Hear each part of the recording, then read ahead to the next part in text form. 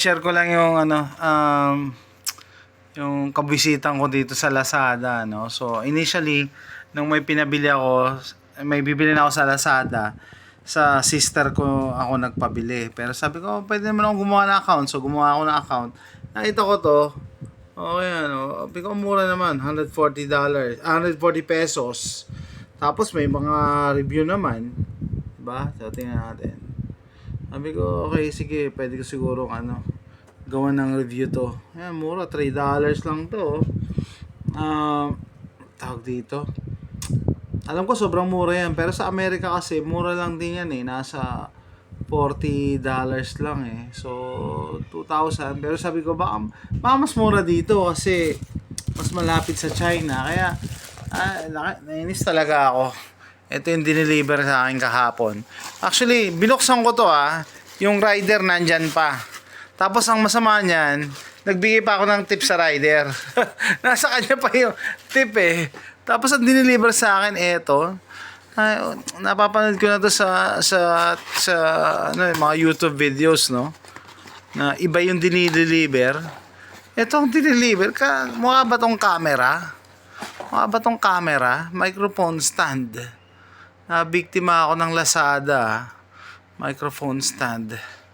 Yun lang na nakakainis kasi ba't pinapayagan ng Lazada yung mga ganitong seller? Kung sa eBay at Amazon hindi pwede to eh. 'Di ba? Microphones na lang dineliver. Tapos nung nire-return ko, sabi ng rider, kailangan ko to i-return sa app or sa online.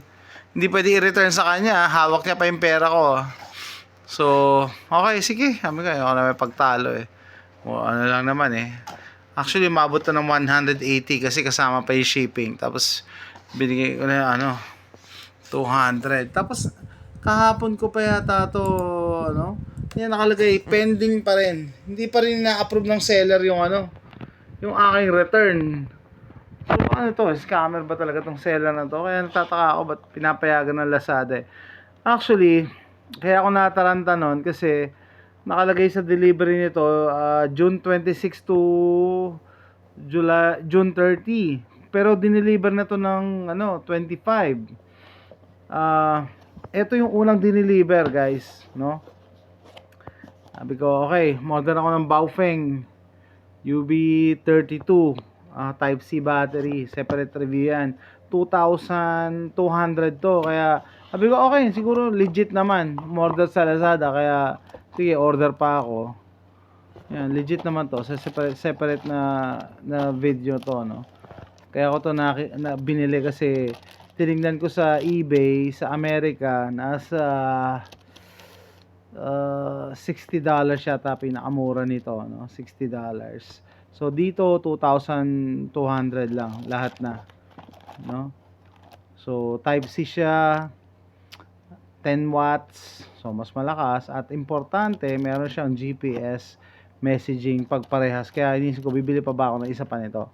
Kung may natira pa akong pera, bibili pa ako ng isa. Pero yun lang share ko lang unang experience ko sa Lazada. Bumili ng camera. Ito dineliver. Microphone stand. Ay, buhay. Nako.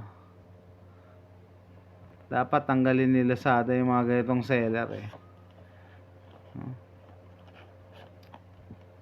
Gagawin ko dito. Let me know what you think. Bye.